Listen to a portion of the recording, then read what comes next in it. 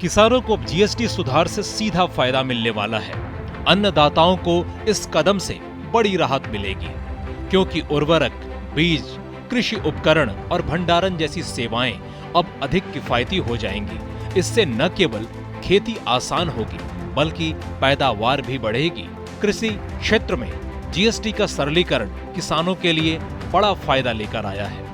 यह किसान हितैषी गांवों को मजबूत करने वाला और टिकाऊ सुधार है। फार्म मैकेनाइजेशन की बात करें तो अब ट्रैक्टर और उसके पुर्जों पर जीएसटी घटकर केवल 5% हो गया है। इसका सीधा लाभ छोटे और मध्यम किसानों को मिलेगा, क्योंकि वे आसानी से आधुनिक मशीनें खरीद पाएंगे। सस्ते ट्रैक्टर और उपकरणों से खेती में समय की बचत होगी, मेहनत का खर्च घटेगा और उत्पादन बढ़ेगा।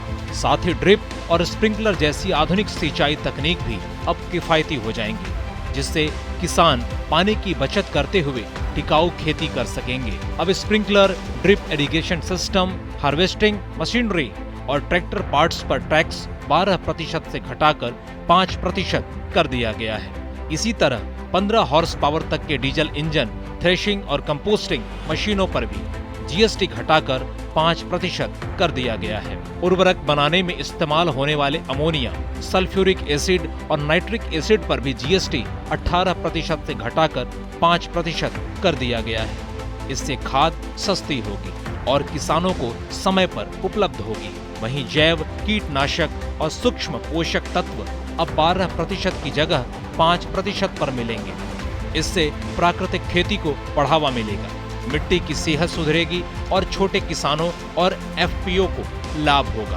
फल, सब्जी और मेवों पर जीएसटी 5% होने से कोल्ड स्टोरेज और प्रोसेसिंग बढ़ेगी, बर्बादी कम होगी और किसानों को उनकी उपज का बेहतर दाम मिलेगा।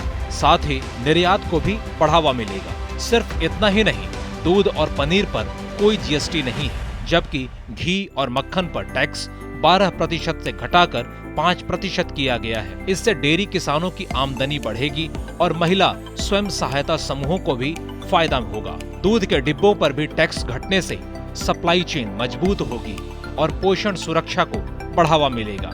मछली पालन और प्राकृतिक शहद पर टैक्स घटाकर 5% किया गया है, जिससे मत्स्य पालकों, मधुमक्खी पालकों और आदिवासी समूहों को लाभ मिलेगा। सौर ऊर्जा आधारित उपकरणों पर जीएसटी 12% से घटाकर 5% कर दिया गया है। इससे किसानों को सस्ते सिंचाई उपकरण मिलेंगे, उनकी लागत घटेगी और टिकाऊ खेती को बल मिलेगा।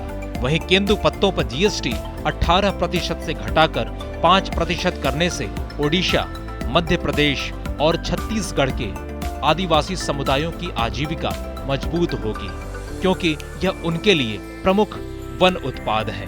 ट्रक और वाणिज्यिक वाहनों पर जीएसटी 28% से घटाकर 18% किया गया है।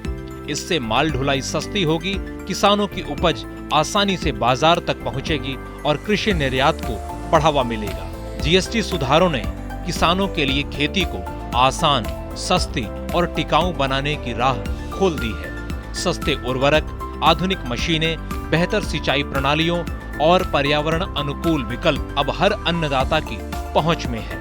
यह राहत न केवल उनकी लागत घटाएगी, बल्कि पैदावार और आय भी बढ़ाएगी। आखिरकार यही बदलाव भारत के कृषि क्षेत्र को मजबूत करते हुए देश की खाद्य सुरक्षा और ग्रामीण समृद्धि की नींव को और मजबूत बनाएगा।